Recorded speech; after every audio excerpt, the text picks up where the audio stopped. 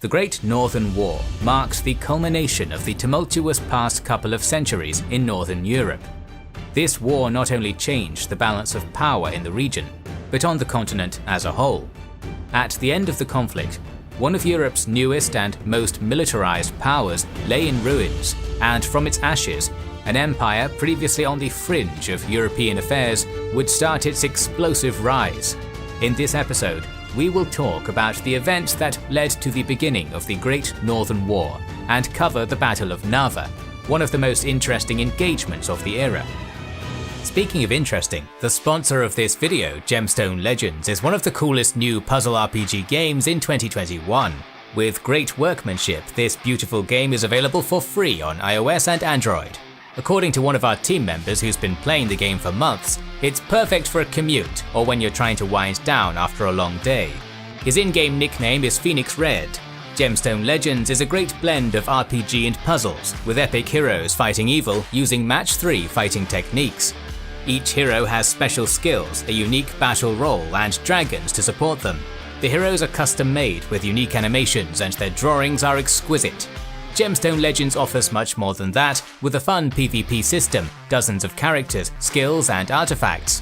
The single-player campaign is not linear, and the Hex campaign map allows your heroes to go where you decide. Gemstone Legends has countless artifacts with different stats, all geared towards allowing you to create a team of heroes tailored to your game's style. Download the game, as this helps our channel. Making these videos without sponsors would be very difficult. Use our exclusive link in the description and pinned comment, or scan our QR code to download the game. New players will get a super bonus worth $50 after the tutorial. Phoenix Red will be waiting for you in the game. The ascension of Gustavus Adolphus to the throne of Sweden in 1611 is generally regarded as the starting point of the Swedish Empire. The able young king inherited a multitude of conflicts in the region, most notably the Ingrian War against the Tsardom of Russia. The war was concluded with the Peace of Stolbovo in 1618, which stipulated that Sweden would gain Ingria and parts of Karelia, thereby denying Russia access to the Baltic Sea. Russia, which was still recovering from the time of troubles, was unable to offer any significant resistance to Swedish expansion. The war with Poland-Lithuania, which had been sporadically raging on since 1600, was concluded in 1629. Gustavus Adolphus was not able to force Sigismund III of Poland to renounce his claims on the Swedish throne, but he was able to keep most of Livonia, including the important port city of Riga, and gain valuable trade concessions. In 1618, one of the most destructive conflicts in history, the 30 Years' War, had started as well. Although the last phases of the Swedish-Polish War are considered to be a part of the 30 Years' War, the Kingdom of Sweden did not involve itself directly in the war before the King of Denmark, the former champion of Protestantism, had been defeated. Worried about Catholic domination in the empire, Gustavus Adolphus, who was a leader of a Protestant nation himself, intervened on the Protestant side. Although the Catholics were close to a complete victory, the Swedish involvement changed the tides of the war. Sweden's superior army dominated the battlefield even after the death of Gustavus, and by 1648, the war was grinding down to a stalemate. Large parts of Europe, especially the Holy Roman Empire, were left decimated, demographically, economically, and militarily. In contrast, the Kingdom of Sweden, by acquiring territories in Pomerania and Bremen-Verden at the Peace of Westphalia in 1648, became the preeminent power in the Baltic region and one of Europe's leading states. Sweden may have been the dominant power in Northern and Eastern Europe. However, its supremacy in the Baltic was incomplete. Only several years after the Peace of Westphalia, they went to war against Poland in what became known as the Deluge. Even though the Swedes were dominating for most of the war, by the end, the coalition assembled against them proved to be too difficult to deal with, and peace was signed. The peace was a merely symbolic victory for Sweden, as the Polish monarchs finally abandoned their claim to the Swedish throne. Moreover, it also proved that the Kingdom of Sweden could not survive for too long against an organized coalition of enemies. Charles XI ascended to the throne of Sweden in 1660, and the majority of his rule was peaceful, barring the relatively short Scanian War of 1675 to 1679. During the war, Sweden conquered Scania from Denmark, but lost some of its lands in Germany, mostly due to the inefficiency of the army. After the war, Charles XI revitalized the economy and administration of Sweden. However, his most notable reforms were of a military nature. Those reforms aimed to make the Swedish army one of the best in Europe. Charles XI's death in 1697 left his only son, Charles XII, as the new Swedish king. As Charles XII was barely 15 at the time, Peter I of Russia and Christian V of Denmark saw this as an ideal opportunity to exploit Sweden's apparent weakness. On the 21st of April 1699, Russia and Denmark concluded a treaty of mutual assistance in future wars against Sweden. One of the secret articles of the treaty, however, stipulated that Russia would only join the war after it made peace with the Ottoman Empire.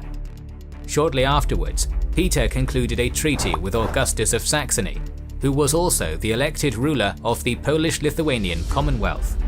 Augustus was a very proud and extravagant ruler, and his main goal was to return Livonia to the Commonwealth. Livonia, although a land that brought insurmountable wealth to the Swedish crown, was also a source of great concern. After Sweden had gained Livonia in 1629 through the Treaty of Altmark, it gave certain assurances to the old Livonian nobility that they would preserve the rights that they had had under the Polish-Lithuanian Commonwealth, and that they would not lose any of the lands that were in their possession.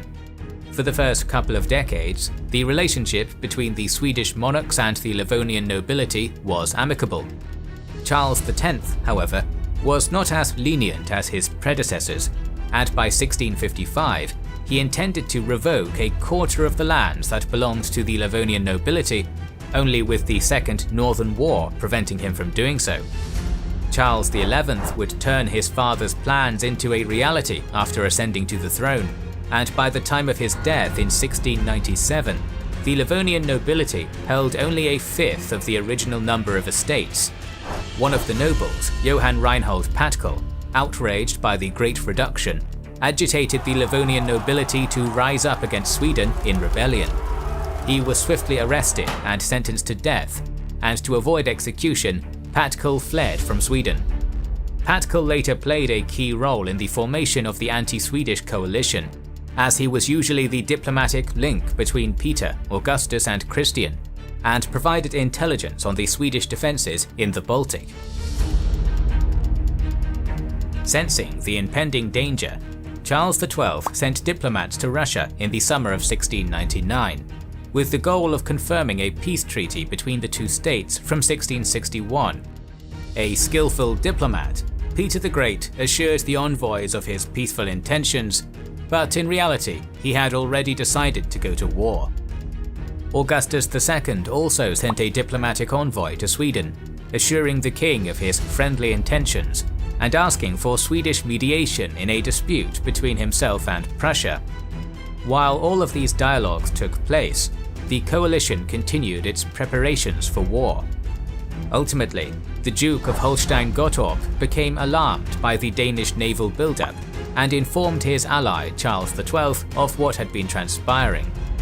Though both the Swedes and Holstein had tried to resolve the matter peacefully, the new King of Denmark, Frederick IV, refused to negotiate. The first act of war was committed by Frederick's troops in March of 1700, when the Danish army entered lands belonging to the Duke of Holstein, and shortly afterwards laid siege to Tønning. Simultaneously, on the other side of the Baltic Sea, Saxon forces under Augustus entered Livonia and captured the port of Dunemunda. Charles XII, together with his war council, seeing the Danish threat as more immediate, decided to strike at them first. Great Britain and the Netherlands, were uneasy at the prospect of a destructive war in the Baltic, as they had trade interests in the region. Fearing that the conflict might destabilize their economies, the maritime powers deployed their fleets to Öresund to ensure that no lasting harm to trade and their merchants would be done. By August, a Swedish force of 16,000 had assembled in Scania. Though attacking the main Danish army and lifting the siege of Tønning seemed like the most secure way to deal a decisive defeat to Frederick IV, Charles opted for the riskier option of attacking the Danish mainland itself. The Swedish fleet, with Charles himself and his troops on board, managed to outmaneuver their more formidable Danish counterpart and make contact with the British and Dutch fleet. The maritime powers were willing to assist the Swedish king, so the Danish fleet was forced to retreat to Copenhagen. Skillfully avoiding parts of the island where coastal batteries were present, Swedish troops subsequently disembarked on Zealand. The Danish mustered up around 700 men and 7 artillery pieces to attack the Swedish disembarking forces. However, they were no match for the 2,500 Swedish soldiers led by Charles himself. It was here that Charles XII saw battle for the first time and proved himself an excellent leader, being the first one to jump into the water and lead the assault. The Danish were caught completely by surprise with this move, and were starting to panic, as the Swedish army was within a stone's throw of their capital. A few days after Charles set foot on Zealand, more Swedish soldiers landed there as well, and preparations were made for the march on Copenhagen. Meanwhile, the Swedish, Dutch and British fleets blockaded and started bombarding Copenhagen from the sea. With Copenhagen surrounded on both land and sea, Frederick IV of Denmark made peace with the Duke of Holstein-Gottorp, and peace with Sweden was achieved soon afterwards as well. On the 18th of August 1700, the same day that peace was made between Denmark and Sweden, Peter I of Russia declared war on Sweden and began his offensive into Ingria. The first target of Peter the Great's campaign was Narva, a crucial fort near the Baltic Sea. Peter besieged Narva with an army more than 30,000 strong, and with more than 150 cannons. Such an artillery force would have reduced Narva to rubble, were it not for the fact that the Russians suffered from a lack of ammunition due to bad roads. With trouble brewing in the west, in what would become the War of the Spanish Succession, the fleet of the maritime powers transported the Swedish army back to the mainland before setting sail westwards. As the Swedish army was fully united, Charles was able to set sail for Livonia. Though Dunamunda fell to Saxon forces quickly and with little resistance, Patkul gravely misjudged the loyalty and intentions of the Livonian nobility. He had expected the Livonian nobility to join Augustus and Riga to fall quickly too. However, Livonian support was minimal, and Saxon forces alone were not strong enough to take the city. Learning of the Danish defeat, Augustus II retreated across the Dunaj River in hope that Charles would agree to a ceasefire. Charles arrived with a part of his army in Pernau in autumn. As Augustus retreated beyond the Dunaj River for winter quarters, Charles decided to head towards Narva and the Russian army. The rest of the Swedish War Council, along with foreign emissaries, tried to persuade Charles to postpone the attack on the Russian army until after the winter had passed and the army was united. Charles, however, wished nothing other than to meet his enemy in open battle, and not even the knowledge of the size of the Russian army could dissuade him. While marching towards Narva on the 7th of November, a part of the Swedish army clashed with a Russian raiding party under the command of Boris Sheremetyev at Jõhvi. Although the Russian raiding party suffered relatively heavy casualties compared to the Swedish ones, General Sheremetyev became aware of how far the Swedish army was from Narva. On the 18th of November, Charles XII arrived with his army at the village of Lagena, about 8 kilometers away from Narva. Seeing that many of the horses were ill and that there was heavy snowfall, he knew he needed to act quickly. As soon as he was certain that Narva had not fallen and that his men were ready, Charles left Lagena. Meanwhile, the Russians, being aware that the Swedish army was on its way, began defensive preparations. Trenches were dug around the Narva River's meander, and wooden stakes were placed in the center on the Goldenhof Hill.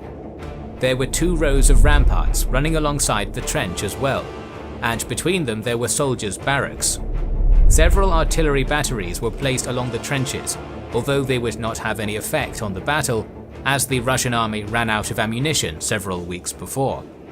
Sources differ when it comes to the exact size of the Russian army, but modern estimates agree that they had between 35,000 and 40,000 men at their disposal, with the overwhelming majority being infantry. The Russian forces were stretched for over 6 kilometers on their side of the trenches. The Russian army was under the general command of Peter I and Field Marshal Fyodor Golovin. The right wing of the Russian forces were commanded by General Avtonom Golovin, the center by Ivan Trubetskoy, and the left by Adam Vierder. The Russian cavalry, placed on the far side of their left wing, near the bank of the Narva River, was commanded by Boris Sheremetyev. The Swedes had around 9,000 men, out of which 5,500 were grenadiers, 3,500 dragoon cavalry, and 37 cannons. The army was split into 2 relatively equal parts. The right wing contained 3,000 grenadiers, and was commanded by Otto Welling, a veteran of the Scanian War. It was divided into 3 columns, with the one in the center being smaller and being hollow in the middle. The left wing was divided into 2 groups, with one being commanded by Field Marshal Carl Gustav Rientsköld and the other by Magnus Stenbock. Rientsköld had around 1,500 infantry, divided into 2 columns, while Stenbock had 1,000 infantrymen under his command. The Swedish cavalry was positioned on the flanks, mostly in order to guard the infantry against Russian flanking maneuvers. Charles XII himself led the cavalry on the left flank. The Swedish artillery corps, under the command of Johan Hublad, had 16 artillery pieces placed in between the left and right wing of the army, and 21 were positioned on the left wing. Moving his army through the forest and barely passable trails, Charles reached the outskirts of Narva and positioned himself on Germansberg Hill. After performing reconnaissance of the Russian defences, at 10 AM on the 19th, Charles positioned his army in preparation for battle. He was hoping to meet Peter on the battlefield. However, the Tsar had left Narva the day before the battle, taking Fyodor Golovin with him. The command of the army was passed to Charles Eugene de Croy, a Saxon diplomatic envoy to Peter. De Croy, aware of his lack of military skill, was initially unwilling to take command of the army.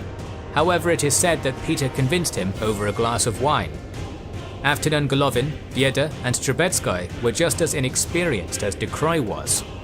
The most capable Russian commander at Narva was Boris Sheremetyev, although he was passed over for holding a lower rank than the others.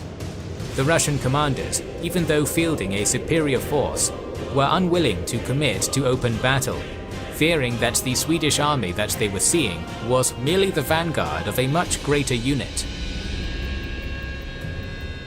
The battle commenced when Charles ordered his soldiers to fire 2 volleys at their enemies and advance towards the trenches. At 2 PM, the weather changed. A heavy snowstorm and hailstorm started, and the wind was blowing directly in the face of the Russian soldiers. Using the snowstorm as a screen, Charles ordered his men to fill up the trenches with fascines and start directly assaulting the Russian positions. In less than 15 minutes, the Swedish infantry filled up the trenches enough for their cavalry to pass. The Russian soldiers did not see the Swedes until they were right in front of them. The infantry under the command of Rientsköld quickly captured the artillery batteries in the center, while the infantry under Stenbock directly assaulted the Russian army. Due to the number of barracks and the bad positioning of the Russian ramparts, the Russian troops did not have much room to maneuver, and brutal close-quarters combat ensued, where the Swedish soldiers had the clear upper hand. Due to the relentless Swedish assault and the surprise of the attack, the majority of the Russian right flank descended into complete disarray. A large number of the soldiers fled towards the bridge to the north. Few managed to escape though, as the bridge collapsed under their weight, taking many men with it to the bottom of the river. Many of the Russian soldiers tried swimming across the ice-cold river as well, with almost all drowning in the process. The soldiers who were left in the trenches also started to flee, only to be forced back by Charles's dragoons. The only part of the Russian right which still posed some organized resistance were the elite Preobrazhensky and Semyonovsky guards. They created a wagon fort on the far side of the Russian right wing, near the Narva River. Continuous assaults against the wagon fort did not yield any results, and the Swedish army suffered heavy casualties. In the meantime, the Swedish right wing saw as much success as the left. The Russian forces were quickly routed, and part of the Swedish right was able to join the left wing shortly afterwards. Sheremetyev, seeing that the cavalry would be useless in this type of close-quarters combat, fled southwards. De Croix, also aware of how dire the situation was, decided to surrender to Charles. As night began to fall, the battle became even more fierce and bloody. Charles drew up many of his footmen in between the city and the entrenchments so that he could not be surprised from any side. Wishing to cut the lines of communication between what was left of the Russian army's wings, Charles ordered Hublot to capture the artillery battery on Goldenhof Hill. By morning, General Golovin surrendered as well. His troops were allowed to keep their arms, as Charles admired the bravery of the two elite guards. General Wiede, learning of the surrender of the right wing, subsequently surrendered the left wing. After receiving the arms and standards of the left wing, Charles allowed the rest of the Russian army to leave over the bridge, which his forces had already repaired. The battle was a catastrophe for the Russians, as their casualties amounted up to 10,000 men, with De Croix and most of the other commanders ending up as prisoners. The Swedish army, on the other hand, lost less than 1,500 men. To make matters worse for the Russians, the Swedes had captured 143 cannons and 28 mortars, almost the entire amount of artillery that Peter the Great had at his disposal, as well as the entire Russian baggage train. The Battle of Narva confirmed two things to Europe: that the Swedish army was one of the best, and that the Russian army was as ineffective as it was large. Charles XII, merely 18 years of age, proved that he was a more than capable military commander who, backed by an army of as great quality as the Swedish one, could overcome the insurmountable odds that were stacked against him. With the victory at Narva, a complete Swedish victory in the war seemed like a distinct possibility. On the other hand, knowing that his army was merely beginning to reform, Peter the Great was not disheartened, and he famously remarked, "They have beaten us, they might beat us again, but in time they will teach us how to beat them." Our series on the Great Northern War will continue soon, so make sure you are subscribed and have pressed the bell button to see the next video in the series. Please consider liking, commenting and sharing, it helps immensely.